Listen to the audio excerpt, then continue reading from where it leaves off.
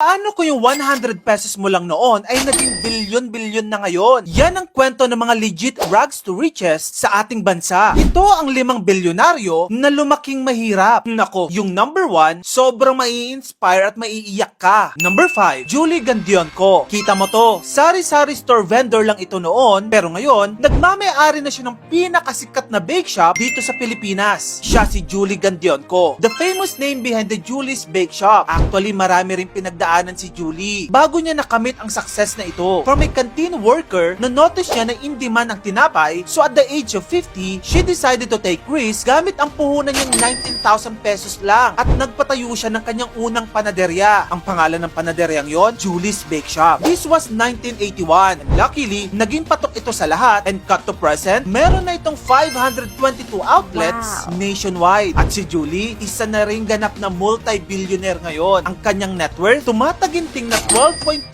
billion pesos. Wow. Inspiring, no? Number 4, Alfredo M. Yao. Kita mo to, nagbebenta lang ito ng kung ano-ano sa kalye noon. Pero ngayon, multi-billionaire na siya. Siya si Alfredo M. Yao. At siya ang nagmamay-ari ng Zesto, ang pambansang baon ng mga batang 90s. Si Alfredo M. Yao ay dating sidewalk vendor noon. Ipinanganak man siyang mahirap, nagsikap naman siya mula 12 years old para matustusan niya ang kanyang pag-aaral. Pero ang sad reality is, umabot lamang siya hanggang high school at pinili na lamang niyang harapin ang buhay gamit ang diskarte. Pinasok niya ang printing press business at dito siya unang yumaman, pero hindi siya tumigil. Nang makita niya ang potensyal ng Doy Packs, naisip niyang gawing juice packaging ito. Walang kumpanyang tumanggap sa ideya niya, kaya gumawa siya ng sariling juice drink at dito ay pinanganak ang Zesto. At ito ang nagdala ka Alfredo sa net worth na 21.8 billion pesos. Number 3, Diosdado Banatao. Kita mo to, siya ang tinuturing ng marami na Bill Gates ng Pinas. Bakit ka mo? Kasi marami siyang pioneering invention sa tech na ginagamit natin ngayon. Kabilang na ang first single chip, window graphics, at accelerator chip. Grabe no, Pinoy pala nag-pioneer ng mga yon. Malaki na rin ngayon ang international company niya na Chips and Technologies Corporation. Pero bago niya nakamit ang lahat ng ito, alam niyo bang dahil sa hirap ng buhay ay pumasok siya noon sa eskwelahan na walang tsinelas? Hiniis niya lahat. At kalaunan ay graduate pa siyang cum laude. Doon nagsimula ang sunod-sunod na oportunidad para ipakita ang galing niya sa teknolohiya. And now, he's a certified multi-billionaire with a net worth of 47.2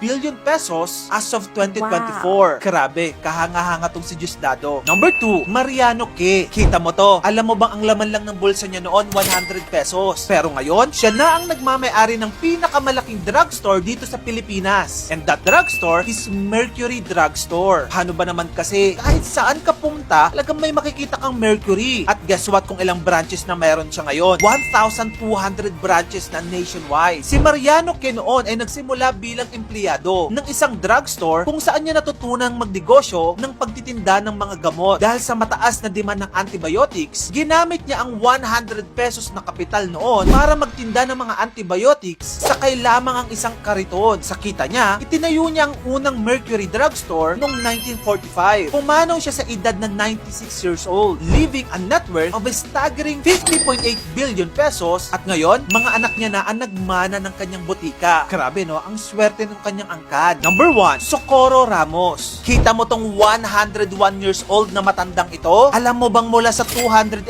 pesos ay itinayo niya ang pinakamalaking bookstore dito sa ating bansa. Siya si Socorro Ramos. Alam mo ba ang kilala nating national bookstore ngayon? Siya yung may-ari noon. Pero bago niya nakamit yon, marami siyang pinagdaanang sakuna. Si Socorro Ramos or Nanay Kuring ay founder ng national bookstore na laking hirap rin. Naging sales lady lang din siya noon ng isa pang bookstore. At yung kapital niyang 211 pesos noong 1940, ginamit niya ito para ipatayo ang sarili niyang bookstore. Pero ang masaklap, 2 beses nasira ang kanyang bookstore dahil sa giyera at mga bagyo. Pero kahit na ganun yung nangyari, Nanay Kuring still continued from scratch at pagsapit ng 1970s, dito na naging patok ang tinaguriang largest bookstore chain dito sa ating bansa. Ang National Bookstore ay meron ng 230 branches nationwide at si Nanay Kuring looking healthy and wealthy pa rin sa kanyang edad na, guess what, 101 years old with a staggering 175 billion pesos net worth. Grabe, sobrang inspiring ni Nanay Kuring. Yan ang mga kwento ng mga legit rags to riches dito sa ating bansa. May napapansin ka ba sa kanila? Yung iba, piniling hindi na mag-aral at dinaan na lamang sa diskarte. Yung iba naman, talagang pinush nila makapagtapos sa kolehiyo. Ikaw, naniniwala ka bang importante ang pagtatapos para maging matagumpay sa buhay? Tara, pag-usapan natin yan sa comment section. I-follow mo na rin ako. Yun lang, maraming salamat sa panonood.